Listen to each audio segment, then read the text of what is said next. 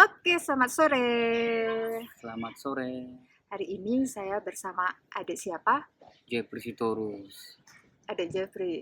Buka maskernya, biar Duduk. yang di Indonesia jelas lihatnya.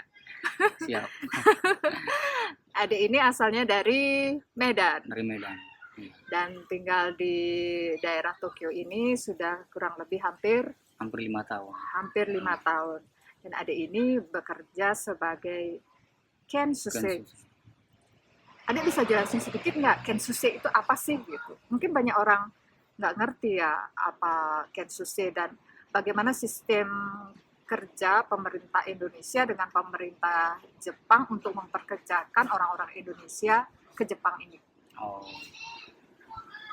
jadi ada program kami itu namanya IM Jepang.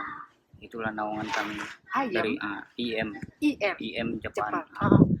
Jadi ini dari pemerintah seleksinya Mm-mm. dari datang ke Jepang ini melalui dari program ini, program magang Mm-mm. dari IM Jepang. Jadi disebut Kensuse. Itu Program program magang. yang magang, bukan program kerja. Bukan Nah, program kerja iya, ya, tapi magang, magang. Statusnya itu statusnya magang, walaupun kita kerja gitu. tapi statusnya itu magang, Magang. tapi di sini itu bekerja. Bekerja, Jadi hanya status aja ya. Magang itu maksudnya training ya. Ya training. Awal pertamanya itu kontrak 3 tahun. Ya awal pertama itu 3 tahun kontrak, habis itu mau pengen lanjut boleh gitu. Jadi tergantung kita. Nah, awal mendaftarnya di mana? Awal mendaftarnya dari Medan. Di Medan Di itu kayak ada satu Lembaga. lembaga. Dulu aku pelatihannya di lembaga namanya itu LPK Pemaba gitu. LPK Pemaba. LPK Pemaba di Medan. Di Medan. Dari situ, nah kayak kita udah bisa ibaratnya bahasa, bisa untuk mengikuti seleksi. Nah pada saat itu ada ibaratnya tanggal seleksi tanggal berapa ditentukan baru kita ikut. Gitu. Itu banyak yang ikut. Banyak ikut untuk itu. Kurang lebih yang ikut untuk seleksi ya ada sekitar 500-an orang gitu. Terus yang hanya boleh masuk berapa orang? Yang boleh lulus itu tergantung itu ya berapa yang diminta orang dari sini ya, dari berapa dari yang lolos Jepang. Itulah nggak ada berapa ditentukan gitu kan. Itu adik sebelum proses seleksi itu harus belajar dulu. Iya, belajar bahasa terus fisik. Itu ya perlu juga fisik. Baru kebudayaan Jepang juga itu belajar juga. Berarti ya fisik itu sangat diperlukan sekali ya, kayak tes kesehatan ya kayak gitu. Lari maraton ada, lari maraton, push up ada. Gitu. Itu berarti adik sendiri belajar sendiri atau mempersiapkan diri sendiri? Itulah di LPK itulah kita belajar, disitulah dituntut kita belajar bahasa Jepang, dari fisik juga di situ juga. Nah di LPK itu masuk ke situ bayar untuk belajar kayak privat. Kayak privat gitu. Dan tinggal di sana juga? Tinggalnya di sana juga, ada asramanya. Ada asrama, di tempat asrama itu kita belajar gitu. Seperti baru itu ada seleksi gitu ya. Iya. Kalau menunggu seleksi ya kita belajar dulu. Itu berapa bulan kira-kira? Paling lama kurang lebih 4-6 bulan. Oh lumayan juga ya. Lumayan. Berarti benar-benar proses juga ya untuk siap berangkat ke sini. Oke, lanjut lagi ya. Tante tanya lagi, kan tadi ada proses seperti training gitu hampir kurang lebih 6 bulan. Setelah itu baru bisa ke sini. Dan di sini ditempatkan di mana kita mau bekerja itu siapa yang menentukan? Yang menentukan itu dari IM Jepangnya gitu. Cuman ada 3 pilihan tentukan gitu. Ada pilihannya, kita pilih. Aku dulu milihnya di pabrik roti sama kemiskinan sama logam gitu kan. Pokoknya aku ditempatkan di pabrik roti. Oh, berarti itu kita boleh pilih ya di mana kita mau ya. Kan takutnya kita nggak tahu nanti ditempatkan di mana, main jalan gitu aja gitu. Iya. Terus sampai di sini kaget seperti itu.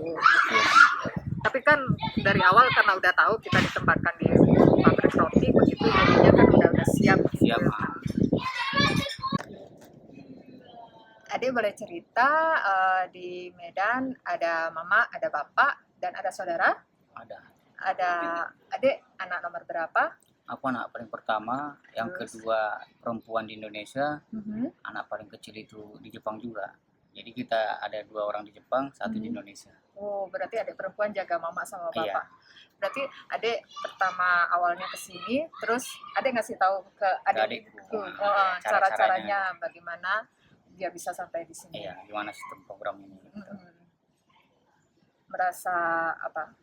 Senang dengan Senang, program ini? sungguh sungguh senang dan bahagia.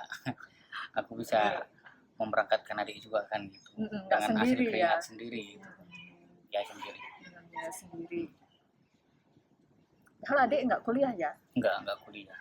hanya SMA aja ya, Hanya tamatan SMK. SMK. Oh, berarti kejuruan ya? Jujur. Dia tamat SMA, habis itu belajar di LPK, ikut seleksi untuk magang ke Jepang, dan bisa bekerja di Jepang ini. Dan sekarang tahun yang kelima. Sedikit lagi udah 6 tahun ya. Udah tahun depan udah lanjut ke 6 tahun. Oh, berarti satu periode itu 3 tahun ya. Jadi adik ini udah 2 periode udah mau selesai dan mau lanjut lagi. Masih pengen lanjut ke Jepangnya lagi tante. Mau lanjut lagi. Biasanya kalau udah satu periode selesai dalam 3 tahun itu cara memperpanjangnya itu bagaimana? Oh iya, jadi sebelum habis kita kontrak itu selama 3 tahun sebelum pulang ke Indonesia kita udah harus ujian dulu. Di sini ya? Iya, di Jepang dulu. Ikut ujian sebelum pulang ke Indonesia. Untuk perpanjangan tahun keempat sama tahun kelima. Gitu. Dan begitu juga nanti selesai 5 tahun ada juga ujiannya juga. Kalau mau ikut ke 6 tahun. Itu ujiannya susah? Sebenarnya dengan bagian kita sendiri, ujian tertulis ya. Ada ujian tertulis, ujian praktek juga buat roti. Dan itu kanji semuanya? Bahasa Jepang ada juga yang kanji, tapi udah ada hiragananya di atas. Oh, gitu. jadi Iya. bisa ya. Iya. Kalau ada hiragana dan katakana, kalau ada tulisan kanji di atasnya itu ada hiragana, karena katakananya itu Iya. kita tertolong sekali ya. Itu lebih mudah jadinya ya. Iya, betul kan. Tapi waktu ujian yang 3 tahun lewat pertama itu kan ada ujian. Iya. Itu susah. Agak susah sih tante kan gitu. Tapi karena di bidang kita ya udah pernah ini gitu mengenai kinerja juga, pekerjaan kita juga ujiannya gitu tante. Nggak jauh-jauh dari pekerjaan kita. Dan mungkin atasan juga lihat ya. Iya. Adik udah 3 tahun udah terlewati bagaimana gimana kerjanya, cucu juga, di lingkungan juga, ya nggak hanya ujian aja ya, mungkin orang atasan melihat kita ya untuk meluluskan. Bersyukur sekali ya. Bersyukur tante. Nah tadi ketemu sama adik ini di gereja, sama lah kayak ketemu kayak Jero. Nah kemarin kan tante ngobrol sama Kevin, terus tante tanya, tante pengen ngobrol sama anak-anak yang susi di sini, terus Kevin kasih tahu ke tante, ngobrol tante sama anak ini gitu. Jadi tante hari ini ngobrol dengan Jeffrey. Salam kenal Ya. Di Medan juga semuanya sehat-sehat, dan di Indonesia bagi anak-anak muda yang tidak bisa kuliah misalnya seperti itu, tidak boleh putus asa ya. Seperti adik juga ada jalannya untuk meraih masa depan yang lebih bagus, yang lebih baik. Pasti kalau kita mau mencoba melakukan sesuatu pasti ada hasilnya ya, walaupun kadang-kadang hasilnya juga mungkin aja nggak bagus ya dia. Tapi kalau kita yang kita harapkan ya, tapi kalau kita belum mencoba kan jadi kita tidak tahu hasilnya, tidak tahu hasilnya. Harus berani mencoba. Harus berani mencoba. Berarti adik ini dipekerjakan di daerah Tokyo ini di suatu pabrik roti yang bukan besar roti. Ya, besar. Produksi roti. Apa namanya? Fujipang. Fuji itu namanya, pang itu dalam bahasa Jepang itu artinya roti. Jadi di pabrik Fujipang. Ada kira-kira di Fujipang ini ada teman dari Indonesia kira-kira berapa orang?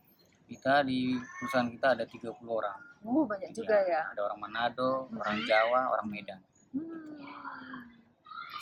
Lumayan banyak. Jadi di tempat adik bekerja udah langsung dapat asrama? Udah ada dapat asrama. Dapat makan? Kalau dapat makan enggak, cuman perusahaan cuman menentukan ini asramanya gitu. Nanti per bulannya dipotong dari gaji. Dari gaji kalau kita makan, kita masak sendiri tante. Oh, sendiri ya? Nggak ada disediain. Nggak ada disediain. Tapi misalnya satu hari kerja berapa jam gitu kan ada istirahat itu Iya. makan pokoknya udah kita yang siap ini ya. Iya. Nggak ada kayak kantin ya Nggak kayak ada. kayak gitu. Pokoknya ada kantinnya, bisa beli di situ juga gitu. Oh, belanja di situ Iya. ya. Pokoknya makan mereka nggak Iya, sediakan. menyediakan. Tidak menyediakan. Mungkin setiap tempat juga punya sistem yang berbeda-beda ya. Beda, Tante. Ada punya teman yang misalnya sama-sama Kensuse yang bekerja di bidang lain, misalnya yang kayak pabrik, Oh, pertanian gitu. di Ada? bangunan ada juga Tante. Di pertanian, di bangunan juga ada, di produksi logam juga ada Tante. Tapi kurang lebih prosesnya hampir sama ya kayak adik. Iya, hampir sama. Cuma penempatan aja Iya. ya sama pilihan kita maunya di mana. Iya, betul. Di sebelum ke Jepang pun kita sama seleksinya dari jalur negeri itu juga kan. Cuman bedanya di perusahaan kan ditempatkan di bangunan, di pabrik roti gitu kan. Iya, ada plus minusnya gitu. Plus minusnya. Bosan lihat roti setiap hari. Bosan lihat roti gitu. Pengennya pengen pergantian dari pabrik lah dulu gitu kan, pengen ganti pabrik gitu. Karena bosan kan selama 5 tahun gitu. Lihat roti setiap Iya. hari, lihat tepung setiap Tapi enak hari. juga Tante, bisa makan kan gitu. Kalau kita lapar kan di dalam pabrik gitu. Jadi nggak ada kata lapar di dalam pabrik itu. Udah Karena kalau kita lapar kita bisa ngambil roti gitu kan, yang udah rusak gitu ya lah, rusak, yang reject nggak bagus ya, gitu lah, ya. bisa kita ambil gitu, nggak apa-apa. Ada boleh cerita nggak misalnya dalam sehari itu pagi mulai kerja sampai sore kayak proses kerja berangkat kayak gimana, harus berpakaian kayak gimana gitu. Oh iya, jadi kita masuk kerja itu jam 9 pagi Tante. Jam 9 pagi. Jadi kita udah harus siap-siap dari asrama itu jam 8 gitu Jam lah. 8. Jam 8 lah paling lamanya kan. Nah, nanti nyampe di pabrik udah setengah 9 kan gitu. Lagi pakaian kerja segala macam kan. Ya sebelum masuk pabrik turun ke bawah, pokoknya kita udah harus pakai baju alat ini kan. Yang kayak kerja. Pokoknya baju putih, iya, semuanya. semua, topi. Kelihatan mata aja ya. Cuman mata doang gitu. Jadi nggak tahu kita siapa nih orang kita. Ini juga ya, Baru korok-korok di Rora, dibersihin semua. Habis itu baru kita masuk ke ruang angin Tante. Ada ruang angin biar disemprot kita semua, disedot debu-debu semua. Debu kotoran semua. Habis itu baru masuk lagi ke pencucian tangan gitu semua. Baru ada lagi Rora. Setelah itu Rora lagi. Orang perusahaan yang sendiri yang apa itu ya. Baru dicek.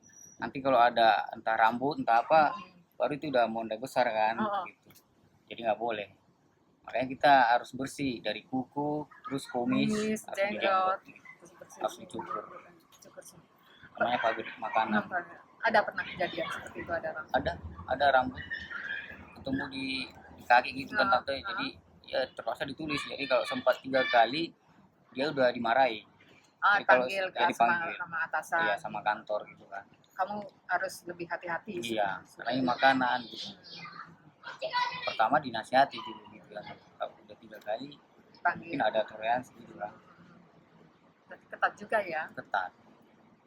Dan satu tadi Tante sambil jalan ngobrol, susahnya kalau pergi ke toilet, balik lagi seperti itu ya dia. Iya, balik lagi dari awal lagi. Cuci tangan, masuk ruang angin, Rora lagi gitu.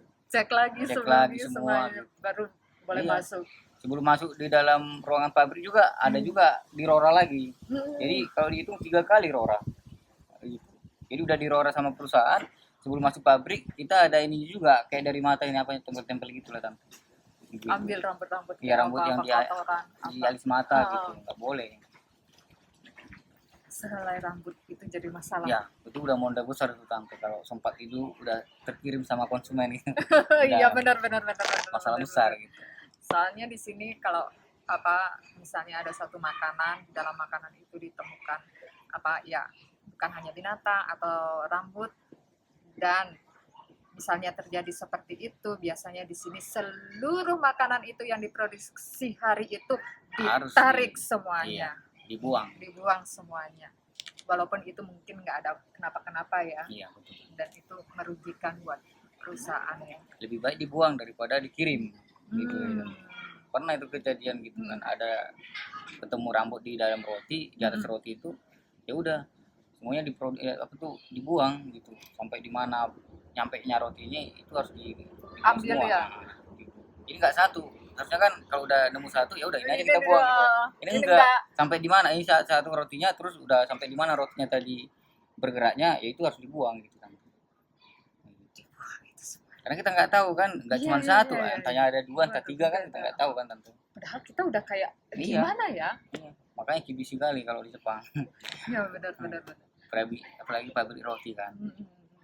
Tapi itu mungkin suatu hal positif juga ya, adik jadi belajar suatu hal Iya, yang dari tidak hal terkecil biasa. gitu. Iya, dari hal terkecil Dari hal yang terkecil hanya soal rambut aja Iya. ya, itu baru satu Udah hal masalah besar.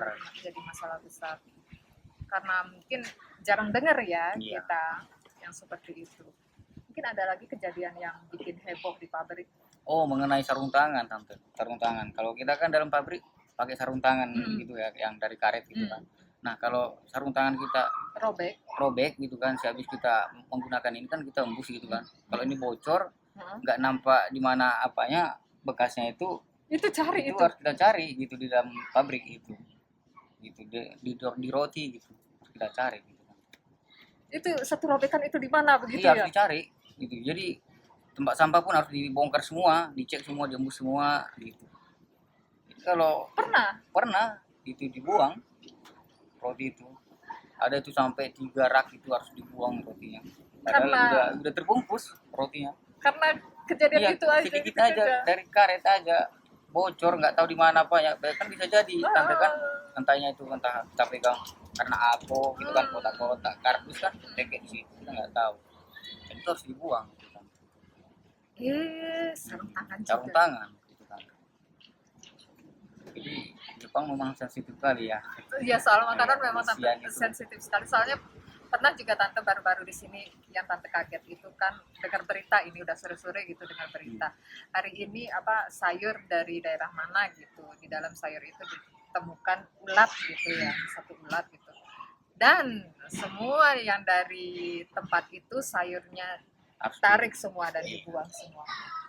Sarung tangan, karena sarung tangan dikit koyak, nggak ketemu apanya bekasnya itu, heboh semua gitu. Jadi dipanggil semua, kan ada kalau kita anak pabrik kan topinya warna putih, jadi kalau orang kantor itu topinya warna hijau gitu.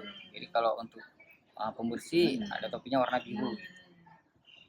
Dipanggil semua kan untuk ngecek gitu kan. Terus sama bos-bosnya juga kan penanggung jawabnya.